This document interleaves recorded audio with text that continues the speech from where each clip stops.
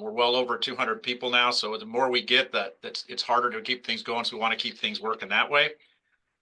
If you have any questions, we ask you to put them in the chat box, and we'll address them later in the meeting as we get towards the end. And with that, I want to welcome everybody out. And today our first and our welcome is going to be from Secretary Addix, and he's going to give us a welcome and a 50,000-foot overview. Secretary Addix. Thank you very much, and good morning to everybody, and thank you for joining.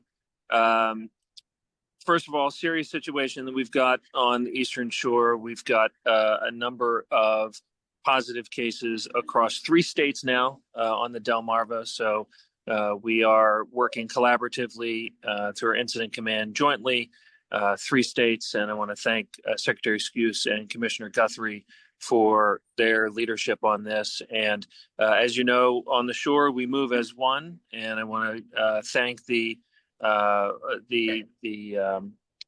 companies, thank the farmers for their cooperation, their collaboration on this. It is a team effort, as you will hear from our veterinarians.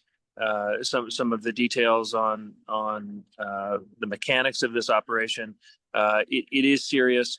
I will say before I turn it over to Secretary Skuse that what's critical here is not just enhanced, but top elite level biosecurity.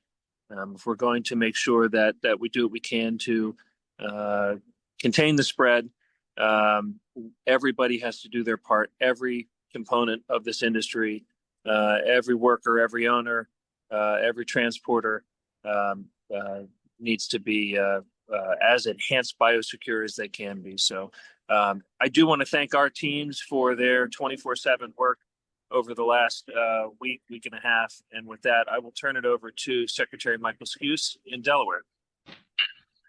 Thank you, Secretary Addix. As Secretary Addix pointed out, we are all 3 states working together very closely. Our staff from the 3 states working very closely. We consider Delmarva, when we look at situations like this, to be 1, not 3 different states. So I want to echo Secretary Addix's comments about thanking our staff, the integrators, as well as all of the producers out there for the great work that they're doing in helping us control the avian influenza. I want to introduce to my left our state veterinarian, Dr. Lopez, and to my right, Georgie Cartanza, who is a poultry specialist at the University of Delaware Cooperative Extension. So we're very fortunate that we've got in all 3 states very capable and qualified staff and experts that we do. Thank you for joining us today as we update you on the highly pathogenic avian influenza on Delmarva and what you can do to stop the virus from impacting your farms. Delmarva's poultry industry has been preparing for this incident for many, many years. In fact, since the late 80s, early 90s. We faced the challenges head on in 2022 with having our layered pullet operations hit hard in both states, along with several broiler farms. In the fall, we had 2 backyard flocks were impacted, but we did not see any cases expand at that time. In Delaware, we've been fortunate that we've been spared the ongoing HPAI cases, unlike so many of the other states across the United States. And that is a testament to the hard work and dedication of our producers and having regards to biosecurity and the work that the companies do. On December 27th, we were notified that a significant snow goose die-off at Prime Hook Wildlife Refuge was taking place. With great cooperation and coordination from our poultry and animal health team, DNREC, Fish and Wildlife, the University of Delaware Poultry Health System, samples were taken from the birds, returning a presumptive positive for H5 avian influenza on December 28th. By January 3rd, more than 850 wild birds had been reported dead in Delaware, with the majority being snow geese, but also Canada geese, other waterfowl, vultures, and other birds. There is no doubt that the viral load in the environment here is extremely high and is host to the vast group of migratory birds, especially snow geese. On that note, for the last several days in front of my farm in Smyrna, I have had thousands of snow geese in the fields on a constant basis. And Georgie Cartanza's farm just east of Dover, I know in the last few days, she has had several thousand snow geese on adjoining her property as well. So we have them here and we need to be careful. The issue for our farms really involves the fact that the snow geese that didn't die overnight while roosting on the coast, that are not sick or strong enough to fly, these birds will move inland to forage in open spaces, including our farm fields. Many of them right next to poultry houses. They also take over the retention ponds near the poultry houses. We've heard from you that many are even seeing birds drop dead right out of the sky. So right onto your farms, farms that adjoin you, and it puts your birds and your whole farming operation and livelihood at risk. It also puts the entire industry at risk because now these birds are spread throughout the Delmarva Peninsula. So today we hope to provide key information on the Delmarva HPAI incident, along with steps that you should follow to help minimize risk and answer any questions that you may have, beginning with Delaware. On January 2nd, we received notification that a Kent County broiler farm was experiencing high mortality levels on a 44-day-old broilers at 16 birds per 1,000. The only sign of an issue was the high mortality. The birds did not show any other signs we would expect to see with avian influenza. The birds were tested that day, they were quarantined, and on January 3rd, the Delaware Department of Agriculture announced our first presumptive positive farm. And NVSL confirmatory results were reported on January 4th, and depopulation was completed that same day. Further testing has confirmed that the birds were infected with a wild waterfowl strain. This farm is currently in phase 1 of composting in-house, with this phase will be completed on January 24th, as long as the windrows maintain the required temperatures. Following that, the windrows will be turned and will sit for another 14 days for phase 2. The second Kent County farm was tested for pre-movement to slaughter on January 7th and returned a presumptive positive H5 matrix test. These 48 to 49-day-old birds showed no signs of HPAI, and there was no increased mortality levels concerning for this age. On January 9th, NVSL confirmed the diagnosis of H5N1 with early indications that wild bird introduction was involved, but it's uncertain how those birds actually became exposed. The flock was completely depopulated on January 10th, and the farm has not begun phase 1 composting as of yet. Our hearts go out to all of those that have been impacted. We know it's not just a family farm that has had the disease on their farm, but it's also those in the control zone who either have birds or are anxiously waiting when they will move to the plant, or those of you who have houses sitting empty while you wait for the control area to clear. And it's also the response team who is working with the affected farms to achieve all the objectives needed to get you back to being restocked. We too live in a heightened state of alert each and every day as we await lab results from the outstanding laboratories here in Delaware and Maryland, with our fingers crossed that nothing will test presumptive positive and require us to mobilize again. We want nothing more than to follow our previous experience with HPAI and shut this virus down. However, we must remember the prevalence of the virus in the wild bird population is like nothing that we have ever seen on Delmarva before, and your farms are at extremely high risk.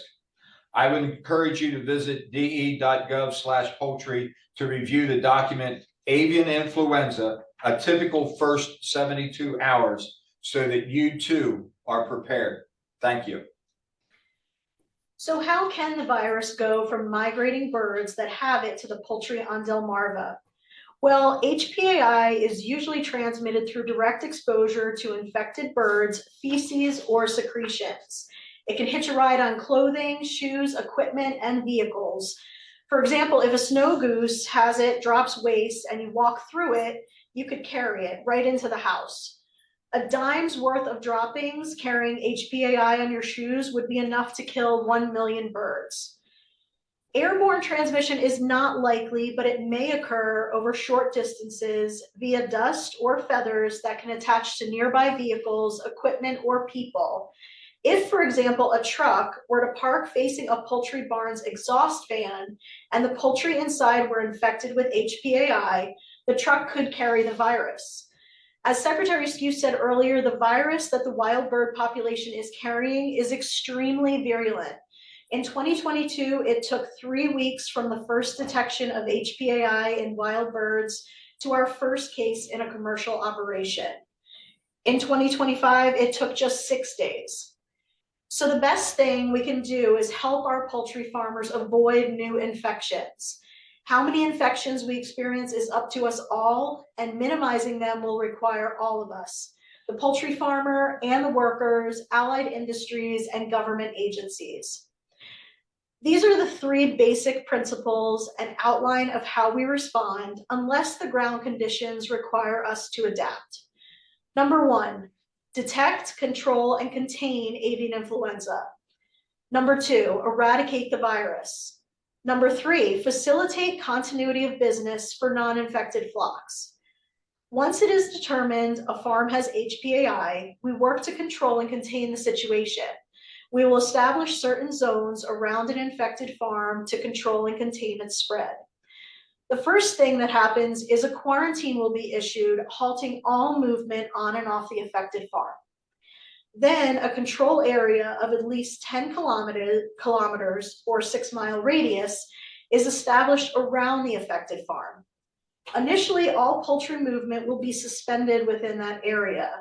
This directly affects feed trucks, service crews, and poultry movement on other farms. Then teams immediately begin surveillance in the control area on all other flocks, both backyard and commercial, to determine the size and extent of the outbreak. There will be an additional surveillance zone with a 10-kilometer or 6-mile radius outside that control area. So we're looking at a 12-mile radius in total around the affected farm that will experience a direct impact. Additional testing is conducted on flocks in this zone. I'm now going to turn it over to Dr. Jennifer Trout to share some information about the Maryland cases that they've experienced. Good morning, everybody, and I appreciate Dr. Lopez giving you the walkthrough about avian influenza that's going on the Delmarva. I just wanted to give you a quick update on the cases that are in Maryland. So we first became aware of situations back at the beginning of January when there was the snow goose die-off in Delaware. We tested some snow geese in Dorchester County that came up positive, and also in Worcester County that came up positive. After that, we had our first case in Caroline County on the 10th of January last week on a broiler farm that did have some high mortality, and they were 51-day-old birds. Our next case occurred on the 14th in Queen Anne's County, high mortality there as well, 60-day-old birds. And then the final case was on the 15th, another case in Caroline County, another broiler farm. Those birds were 58 days old as well. There was no mortality there. I will say that all 3 of these cases were discovered on routine surveillance with the high mortality noted when the testing was done. And then also this week, we had some positive vultures in Queen Anne's County as well. So that's where we're sitting in Maryland at this moment. And I'm going to pass the baton on. Thank you. This is Steve Conley. I'm the Deputy Secretary of Maryland Department of Agriculture. I just wanted quickly about the litter movement order that both Delaware and the state of Maryland have put into place on January 8th for 30 days that goes to February 8th. There's a lot of concern with the high viral load that if we were moving litter piles uncovered down in on cropland or in the premise, that we would have much more bird activity, and we're trying to reduce the bird activity around the piles of litter or the stockpiling of the litter. We are requiring that if you do move litter, you're allowed to move litter. We wanted to try to make it as least restrictive as possible, but also give some sense of comfort with the biosecurity side to cover that stockpile if you move it down into the field or if you're stockpiling on the farm. If you have Manure storage availability, in a manure storage structure, that's the preferred place to store litter if you have capacity. If you don't have capacity, you can stockpile it, but please cover it. We're really concerned about the wildlife effect of spreading the disease. As you're probably aware, there's been not only snow geese that have high viral loads, but also black-faced vultures and turkey buzzards are also being found dead, and we have a history of black-faced vultures dying in 2022. So we want to try to reduce that wildlife effect on moving a litter. Again, you can move litter, but we request it get covered. We're not dictating how to cover it. You all are smart people and can figure out a good way to cover it. But we're really trying to keep the wildlife out of the new stockpiles. If you already have litter stockpiled in the field prior to January 8th, we're not requiring anything to be done with that, but the new movement of litter. And I'll turn it back. All right. Thank you. Thank you, Steve. Thanks, John, for figuring that out. Well, for somehow or another, I made a mistake and accidentally made Deputy Secretary Conley the host. Anyway, so I'm back here now. Again, thank you again for everybody. This time, if there's any questions, if you want to start putting them in the chat box, Jenny, would you help me read through those, please? Sure will. The first one, there is one, Steve, about for Maryland counties, not in the order for Maryland, to stop hauling litter and to cover. What are the chances that this becomes statewide? Is there a possibility to begin spreading earlier than March 1st to reduce stockpiles? At this point in time, we do not expect to expand the litter movement order past the 9 Eastern Shore counties of Maryland. It's too early to tell whether we will allow early spreading before March 1st of litter. That will be an agronomic decision, it's really about an agronomic decision. And we have in the past few years been able to, because of it, a warm winter, having enough growth in cover crops and small grains to allow for early nutrient application. That decision will not be made for a while. Okay. Another question for Maryland and Delaware. Wanted to know that does Maryland or Delaware have planned to help the farmers in the hot zone, but not the farmers that are affected by the high path avian influenza? These farmers don't receive help from USDA or other companies. Well, from Maryland's perspective, we don't know yet. Frankly, we're kind of in the heat of the battle. We do know that there are some challenges there's certainly some inconveniences and challenges for farmers that get caught in both a control zone and an infected zone, even though they may not be the index premise. But we do not have a program up and running yet. But it certainly would be something we could discuss with our appropriators. Secretary Skuse, you have anything? Yeah, I do. There is compensation that does go to the companies. They take a flat per bird rate for the loss and for, I guess, I'm assuming helping the producers clean out and disinfect the houses. Unfortunately, I've been working on language to go in the next farm bill with Senator Coons and Senator Bozeman, who is now the chair of the Senate Ag Committee, to develop language that will be included in that next farm bill to compensate all the contract growers of poultry, beef, and pork for losses such as this. And unfortunately, the farm bill's been delayed yet again for another year. Had it not been delayed, that language would have been in place by now. But there is language that we're trying to get inserted in the next farm bill that will help those contract growers through difficult times like this. Well, and while you're talking, there's another question. Will there be a restriction of hauling manure in high quarantine areas? So I assume that they mean in that first, 3 kilometers. I mean, we've got to, right now, we're saying on the manure that you can, move the litter out, put it in a manure storage structure, move it outside your facility and cover it, or it can be moved off-site and covered. So that's the requirements that we currently have. Okay. Yeah, and if I could just add, Jenny, I think that frankly, if it's coming out of a house that's recently sent its birds to harvest, and that means that those chickens did not have the disease. We feel that there's lower risk of that litter, but we do want it to be covered because of the potential wildlife congregation around the litter. Yeah, and if I may follow up on Steve, one of the thought processes for requiring the litter to be covered, as was pointed out, there now are vultures that have tested positive in Queen Anne's County.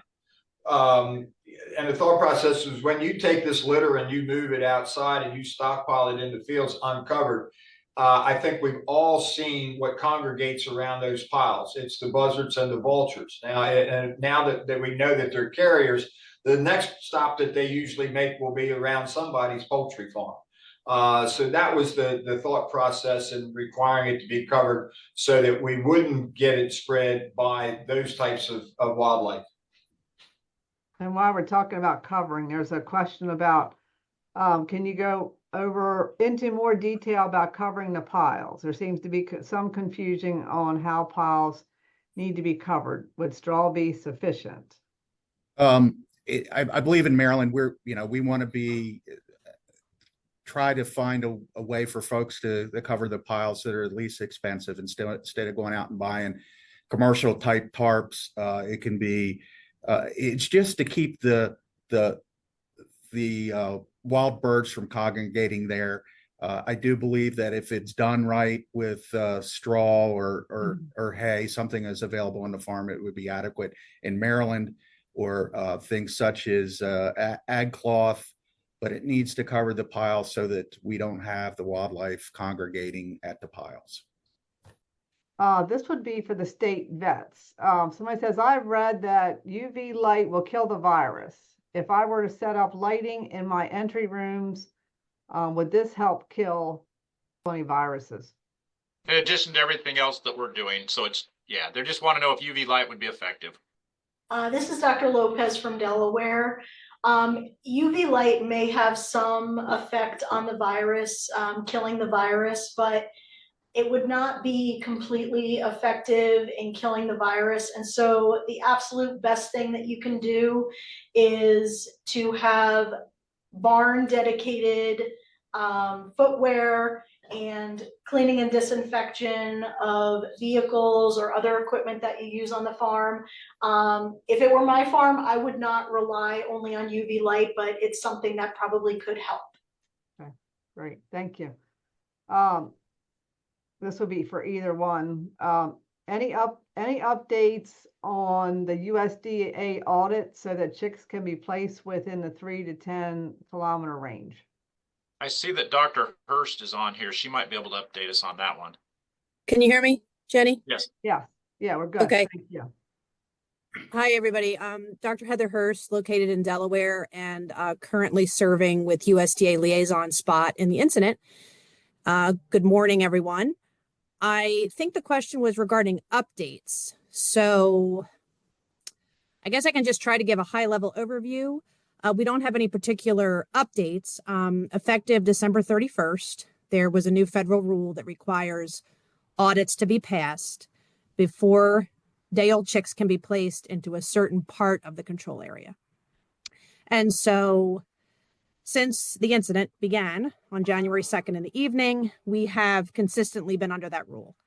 And so what that means is that if a grower is located in a particular part of the control area, which is between 3 and 7, or between 3 and 10. And anyway, your company should know if you're located in that zone and you're vacant right now. And so your company contact should be assisting you with requesting an audit. And so once you request the audit through the company up towards me and the people at the top of the incident, we go ahead and get an audit scheduled for you. And once the audit is passed, then you will be able to place chicks. That's just very high level. And if folks have other questions, or if Holly Porter's on and wants to add to my response, I'd be happy to have her get on. Heather, do you have a time frame on that? That is effective while the control area is active. I mean, So once how long will it take to get through the process? I mean, if I request one today, when will I be able to get an audit? I'm sorry, I didn't state that well. No, it's fine. The answer is right now it varies a lot depending on the experience of the company and whether they've already done one or not. But I would say in general, it's been taking about a week for those who are not accustomed to doing them. So I don't want to be overly optimistic. I think it's going to shorten up over time, but right now, probably we've seen an average of a week. Holly, are you on? Do you want to challenge anything I said? Because I know you've been really involved. Hi there, everyone. So Holly Porter, Executive Director of the Delmarva Chicken Association. And yes, we've been working very closely with the chicken companies and with USDA on these audits. We have a couple farms who have recently, as of today, actually received approval for what we're calling post-placement audits. Meaning that the chicken companies will be placing birds into those farms, knowing that an audit will still come, but they would still, the farm and the company would be able to receive indemnity. And then we will be looking at moving forward. And those are primarily for farms that are looking to place next week, that again are in that 3 to 10K range. And then we'll be looking further on to the pre-placement audit, which is really starting from about January 27th forward, and getting those lined up to get those audits completed as well. Thank you. All right, let's move on. I have another question. I have thousands of snow geese feeding in fields around my farm. I try everything to scare them off. Any help available to move the geese away? None that we know of, right? Yeah. However, if you find dead or sick birds, in Delaware, I believe you're to call DNREC, and in Maryland, Maryland DNR has entered into a similar agreement like DNREC to have USDA's APHIS as wildlife service to be able to come out and collect sick and dead birds in Maryland. I think If hunting does move the birds, I mean, if they've been in a location for a couple of days, they can be hunted, and within a day or two of being hunted, they will not come back normally. But all you're doing is moving them from one farm to another problem. So you're solving one individual's problem and you're giving someone else a problem as well. But hunting will in fact move the birds. Probably a question for any of the veterinarians. Does warm weather outside kill the virus? What is the temperature at which the virus dies? Dr. Trout, I don't want to take any questions away from you that you want to answer, but I can certainly go ahead. It sounds like people are probably aware that the virus really does like cool and damp temperatures. So there isn't a particular temperature that we see the virus die at. If it's protected in organic matter like soil or feces, it can survive through warm temperatures. However, with changes in migration and then also those warmer temperatures that we start to see in the spring and into the summer and the early fall, we do tend to see less cases of avian influenza during that time. So we're usually on pretty high alert anywhere from September through April when we still have cool, wet temperatures outside. You know, we don't have that heat and UV light that somebody mentioned to help kill the virus. Dr. Lopez, as a follow-up to that, how long can the virus live outside the host? There is evidence that the virus can live outside the host in, water or protected in organic material for months at a time, even up to 6 months. Thank you.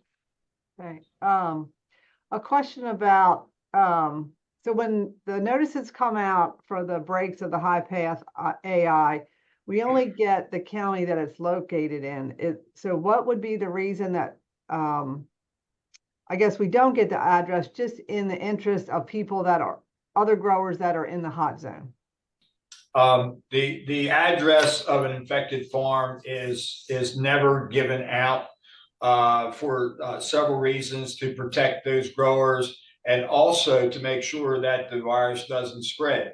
If you give our experience in Delaware, you have reporters and such that want to know where that farm is so that they can ride by it. The last thing that we want to do is cause additional traffic near one of the poultry farms. The one broiler farm that we had in Delaware in 22, that facility was right on the road. And in fact, what we ended up doing, we got the Department of Transportation to actually close the road down so that there wouldn't be any traffic by that farm that might cause the virus to spread. So, those are the two reasons why here in Delaware, we never give the address of an infected farm. All right. Steve, they want to know about, could polyps be covered with mushroom soil that would make it easier to spread later in the spring? Yeah, I saw that question. I think probably not. The whole goal here is to make sure we're not giving an environment that's going to attract birds. And I think that mushroom soil, which I'm pretty familiar with, may continue to attract vultures and buzzards. And I really think it would be better if you can't use some sort of cloth cover and you want to use an organic matter like straw or something of that sort, that's really what you should do. It's up to the farmer to make a judgment call, but I don't think you want to be the farmer that may be implicated in affecting your neighbors. So just think about that. I know it's an inconvenience, but we're really trying to protect all our neighbors in the entire industry. How long will the layouts be for the growers in the 3 to 10 kilometer range? Maybe talk a little bit maybe about the process of what kind of happens. Would that help? Would that help? I can take that. This is Dr. Lopez. So what I'll say to begin with is that it's highly, highly variable based on when that control area is released.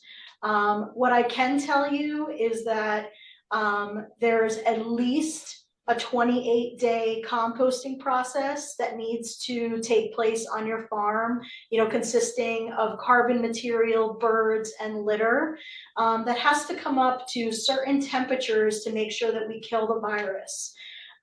There also has to be a period after that where there's like a 14-day rest period where we also take some environmental samples on the farm to make sure that there's no live virus remaining on the farm.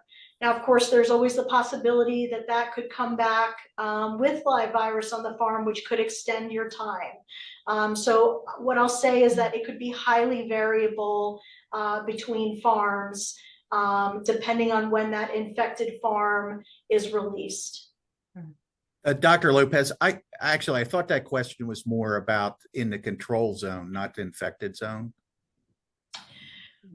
Well, the infected farm has to go through a certain level of external virus elimination, which is cleaning up the farm. And then they also have to go through a few rounds of control area testing. So the control area is generally released about a month to 6 weeks after the infected premises is detected. Okay. So I think this is a question a lot of people have. So if I'm a grower and okay, I get a call that my birds have high path AI, give us a quick rundown of like what actually happens on your farm. This is Dr. Lopez again. So the first thing that's going to happen is that you'll be notified by your integrator of the result. And there's initially going to have to be some paperwork that you fill out so that we can ensure that you get indemnity for the birds that you've lost or, you know, that will be destroyed to control disease. From there, there will be state and federal personnel that come on the farm to complete depopulation of the birds and also to help with the composting of the birds. And those are kind of the initial things that happen, I would say, within the first week. But on your part, it'll be signing some paperwork and then, you know, assisting as you wish with depopulation of the birds and also composting of the birds. So the farmer is pretty much just signing paperwork, probably documenting things that are getting done. And then Yes. pretty much the companies are taking care of the depopulation. Is that correct? Yes, Yes. Okay. All right. Dr. Trout, did you have anything you want to add? I didn't. I was finally able to get off of mute. Oh, okay. Dr. Lopez has been doing a great job explaining it. So thanks. Sorry about that. We had some technical issues that I even got booted out, so I don't even Yeah. know. And I would say too, you know, if you know any farmers around you that are going through a lot, just reach out and check on them. It means a lot, you know, if you can just call someone and just check on another farmer. Had a question about someone had an MDE inspection coming up, CAFO inspection. Will they be coming out to the farm? I would say no, but Steve, go ahead. It depends on if you're in the control zone or not. If you're in the control zone or the infected zone or the surveillance zone, no. But if you're outside of the surveillance zone, there may be still some CAFO inspections going on. At least that's up to now. You know, because we need to have the inspections done so farmers can get their CAFO permits. Maybe different in Delaware, though. Oh, okay. Anything different in Delaware, Secretary Skuse? Yeah, I don't think we'll be doing any inspections in the near term. In fact, we put out when the first release that we issued, we asked that no person without a direct role in poultry operations, feed trucks, fuel delivery service people, should visit poultry farms for the foreseeable future. We asked local, county, and state government, as well as allied industries, to cease visiting and making non-essential visits to poultry farms. So we've asked everyone, unless you have to be there, we don't want anyone visiting the poultry farms. And I don't see us doing any of our visits in the near future. Okay. All right. Another question. Is there testing for, I just lost it. Is there testing for, here it is, for chicken litter that grain farmers are purchasing to ensure that it's not infected? To the best of my knowledge, litter is not being tested. We're testing the birds before they go to the processing facility. If that's negative, then the litter should be negative. Right. And that's Maryland's stance also. All right. Let's see. What else do we have here? Next one, is it safe to submit a manure sample to the Department of Ag if you're not in the hot zone? Well, the Department of Ag doesn't do the manure samples anyway, so Exactly. they would be taking them to a local. Let Georgie speak to this. Okay. Well, Department of Ag does receive the manure samples at their testing site. Yeah. And so I would be extremely cautious if you're a poultry farmer coming here to submit samples, and make sure you do your due diligence with your biosecurity with a dedicated footwear. I would suggest spraying your bottom of your shoes with Lysol, and then spray the floor of your vehicle with Lysol as well, and not return with the same clothes to your poultry. So they do receive them. They have continued to receive them. But if it's not really necessary in the moment, I wouldn't do that. If you have a farmer that's taking that material, maybe let them submit it to the Department of Ag. Maybe you collect the sample, but let them make the submission on your behalf. But that's just for nutrient analysis, not Yes. for virus. Yeah, that's correct. Right. And then in Maryland, they would be just sending them to a local lab to be analyzed. Next question, is there a vaccine that exists for avian influenza? Yes, there is a vaccine that exists for avian influenza. However, it is not used in the United States. The issue is that once you start using a vaccine on poultry, or really any species for a high consequence or a foreign animal disease, you can't prove to your trading partners that you're actually free of the disease. And so we know, our broiler meat is widely traded throughout the world, and it's a huge source of income for us. So at this time, the United States, the federal government has not utilized vaccination to control avian influenza here. And having been in charge of foreign ag trade at USDA, Dr. Lopez is correct. You have to be very careful with our trading partners. You start vaccinating for something, you could lose a great deal of trade throughout the world. There are countries out there that are looking to stop U.S. products for any reason, and this would give them a good excuse not to accept certain U.S. products if we started vaccinating. But this is also an issue that the industry is going to need to deal with going forward. When you look at the number of egg laying farms that have been impacted over the last, since 2014, and the number of birds that have had to be depopulated, and the cost to do that, I think it's a question that the industry themselves need to start looking at and find an answer to. But for broilers, there's no way that we would be able to vaccinate the broilers because of the impact that it would have on trade worldwide. Dr. Trout, did you have anything you want to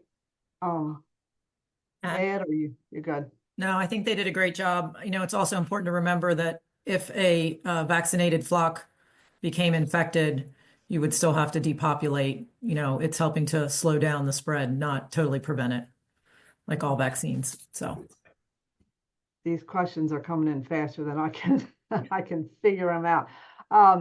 Can we cover manure piles with fresh wood shavings? I think Steve's already answered that, but Steve, go ahead and answer it again. Yeah. If it's going to keep the wildlife away, I guess it's okay. But again, I think there's some risk that it's going to be an attractant. I really feel that you got to be worried about the wild birds and what impact it will have on the local community. Okay. Somebody just texted me and said, how about maybe miscanthus grass we could cover them with? That might be an idea. That's a little heavier. Okay, let's see. Getting lots of complaints about the smell. Why are the dead birds required to lay 2 days before being composted? Well, that's a good question, but the reality is by the time we get the birds depopulated and then we get enough carbon material delivered to the farm and get the contractors into the farm and then get a hotline set up with the equipment that it would take to disinfect everything that goes on the other side of the hotline before it comes back out. This is not something that you're going to do in a very short period of time. I know the companies in the states are working as quickly as they possibly can to get the birds composted, but sometimes logistics just will not allow us to do it in a shorter time frame. And then on the same note, is the who's responsible for the composting? So is there that same company coming in and doing or contractor coming in and doing the composting on the farm? There's contractors that come in and do the composting, but at the supervision of people who are certified to do the composting. And then when they remove it from the houses, the same contractors are doing that? Well, I mean, you can after it goes through virus elimination and the piles have reached temperature and reach temperature again, and the virus is eliminated, then pretty much anyone can go in and move the litter out of the house to be continued composting outside. Okay. But again, this is under the supervision of individuals who've been certified to do composting. Right. Okay, got it. Massive financial hit for farmers that are affected. Are there grants out there available to assist? There are no grants in Delaware to the best of my knowledge, and I don't know of any thing that USDA has either at this time. Yeah, and the same's for Maryland. Yeah, my advice would be that we all need to reach out to our financial organizations and have a good talk with our farm credit or our bankers and let them know what's going on. Because I'm sure everybody is going to be working with everybody to figure this out. Well, and we could use a little help because the language that we're asking to be in the next farm bill would compensate these growers who have lost revenue. So when the next farm bill rolls around, be contacting your representatives and senators to make sure that the language in there to compensate contract growers is in that farm bill. Good point. Jenny, I want to make mention of something, talking about this manure. One of the issues I hear sometimes from farmers who take manure, one of the things that attracts wild birds to those piles is if you have uncomposted material in them. So if you're doing a poor job composting your mortalities, you are not helping yourself on your farm. And if you have vultures hanging around your farm, they're there for a reason because there's a food source. So anything you can do to isolate that material from vultures, adding bird wire, adding a gate with fencing, those are things that you can really do to help. But if you've got material that is leaving your farm that birds are not fully composted and they're not, there's still tissue available there, that's going to attract vermin, wild birds, foxes, raccoons, and you have control over that. So you need to do the very best job you can isolating that material, but also properly composting it, following the recipe. Right. And they've put some links in here to report sick birds for Maryland and Delaware, so they're in there. Are there any specifics on the differences in the control areas and the surveillance area? So I guess if you could explain the difference between the 3 kilometer and the 10 kilometer might help. This is Karen, Dr. Lopez. So the 0 to 3 kilometer is considered the infected zone, immediately around the infected premises. And at least in Delaware, we do not permit any placement of day-old chicks in that zone until the control area is released. Beyond that, from 3 to 10 kilometers is considered the buffer zone. The infected and buffer zone make up the control zone, and they undergo surveillance of the farms every single week until the control area closes during the outbreak. Beyond that is a surveillance area of 10 kilometers, and they undergo testing every 2 weeks while the control area is open, but there is no restriction on placement of day-old chicks in the surveillance area. Excellent, thank you. What happens to the composted birds after, so once they leave the house after they've been composted, what's the process for that? That product can then be field staged and would be allowed to be applied if it's within the time frame that is allowable by the state. Good, thanks, Georgie. What kind of assistance does a grower receive? So the infected grower that has been his farm is positive. What does he receive from USDA, or she, I should say?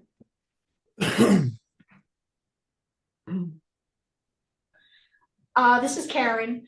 So they receive 2 types of compensation. They receive both indemnity compensation, which is for the actual cost of the bird and the cost of disposing of those birds. And there are 2 options for how you can receive that reimbursement. You can either do a flat rate, where you're spending the money at your discretion, but you have to stay within a rate, and anything beyond that is at your expense. Or you can do a receipt-based reimbursement with the federal government. The second type of compensation that a grower receives is for virus elimination. So this is going to actually be for the process of cleaning organic material out of the house and the virus elimination of the house, which can be done by heat, wet disinfection with Virkon, for example, or fogging with formaldehyde. So that is the compensation that the grower would receive. Thank you, Dr. Lopez. apart from hunting, are there any other tips from keeping wild birds off of our properties? You can use foxes, like fake coyotes and stuff like that. The key to making them work is you have to keep moving them around. Because these snow geese are quite smart. They kind of learn the patterns of things. This morning I was looking up some lasers that you can put out, especially a lot of these locations have retention ponds. And if you've not allowed things to, vegetation to grow up around them, they really like to come in and land in those areas. And so there are lasers you can kind of actually put out there. They'll float around. You don't want to go out there yourself, but they can be a little bit expensive, but that may help mitigate and make it an unfavorable place for these birds to want to hang out around. They can also be mounted on a post if there's a field across from you. And so this is something I'm considering doing on my own farm because I'm an area that has a significant amount of them. But those are the kinds of things you can do. You can hang these blow up balls that are called bird deterrents. You could hang that around your composting area, and that doesn't help with the snow geese. But something that's reflective, that's kind of moves around, but you have to keep it moving because the birds do become familiar and it isn't as effective. John has done some work with the blow up guys that move around.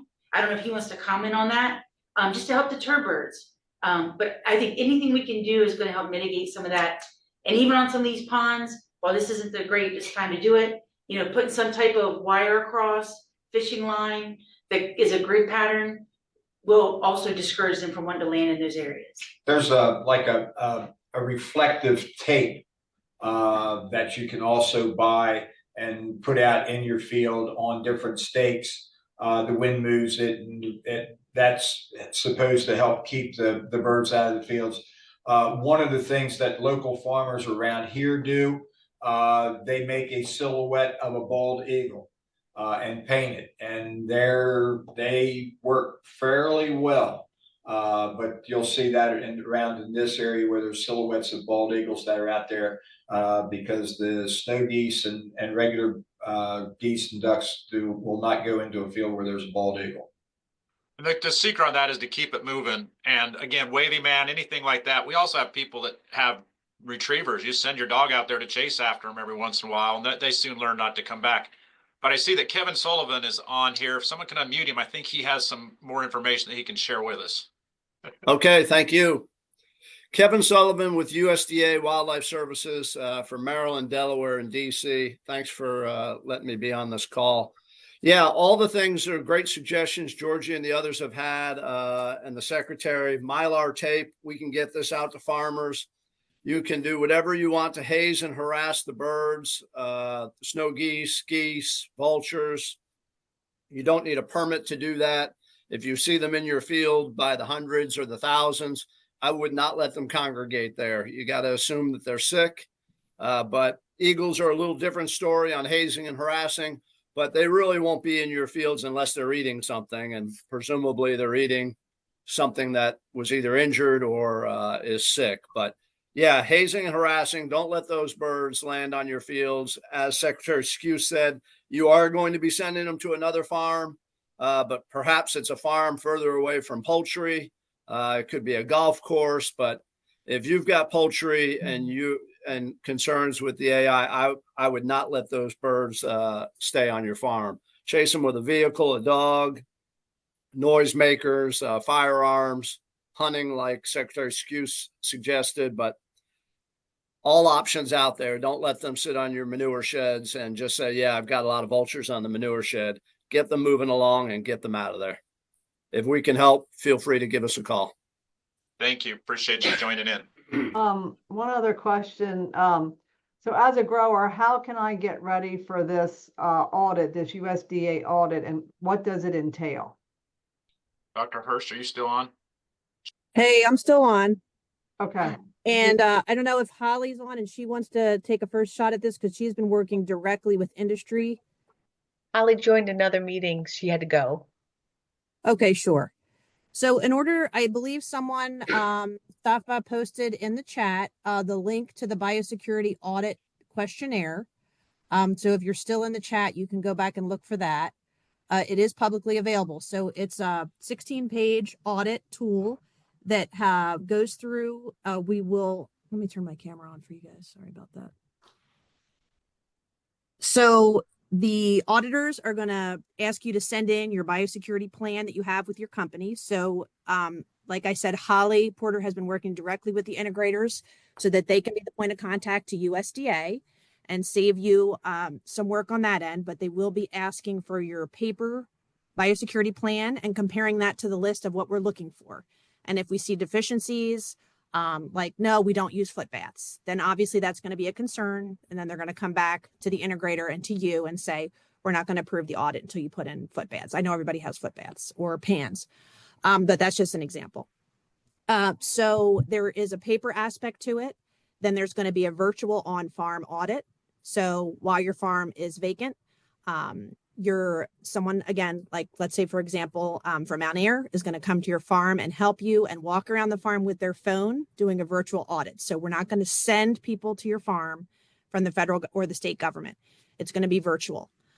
So again, you will have assistance. It's not going to be on the grower to go through all of these things on their own. So the audits that I've participated in, we've had someone from the company be there with the phone, walking around, and we'll say, take us into the ante room. Let's see how you have, we want to actually look at your foot pans that you have with the dry bleach. And so it'll just be a walkthrough. And then the last part, again, is just comparing your written plan. And then finally, you'll get an email, or the integrator will get the email and come back to you and explain what it is that needs to be addressed before you can pass the audit. So I hope that was enough, Jenny. I don't want to go into too much detail, but I'm going to mute again. And yes, I can't unmute unless someone calls on me, just so you know for future. Right. Okay, thank you. We have a couple questions just about pets. So can we touch on the human pet infection, maybe the importance of keeping your dog's paws clean, those kind of things?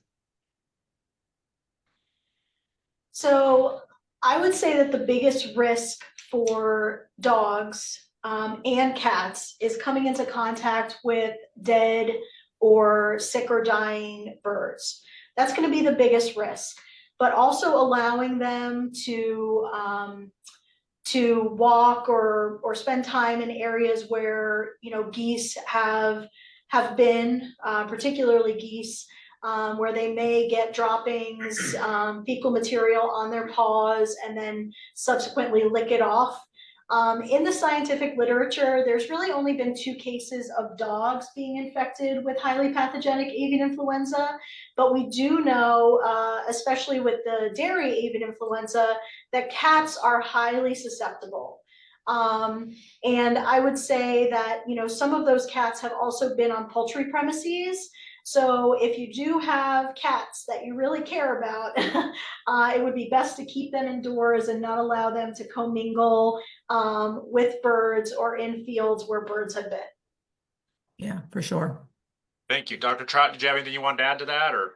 I agree with that 1000%. I like the comment that says, be sure to clean your dog's paws if they're out there in that field, chasing those geese away. And if you love your cat, then you need to keep it away from any type of infected bird. All right, thank you. Again, we want to thank everybody for participating. We're running out of time here. We're up against the wall, but again, as I forgot to introduce myself at the beginning, I'm Dr. John Moyle with the University of Maryland Extension. I apologize for that, as everybody introduced themselves so well. But again, we want to thank everybody for joining. We will have a copy of this up on our website soon for those that weren't able to join with us. And with that, we want to thank everybody again. Can I mention one more thing that we don't not talked a lot about with biosecurity, is the importance of your rodent control program. That the perimeter of your house, the grass is cut as short as possible, and that you have rodent control items in place, because rodents can be carriers, and we know we can't be foolproof, but we want to stack the deck in our favor so we lessen the chances that we get this. Thanks, everybody. Thank you. Okay. Thanks.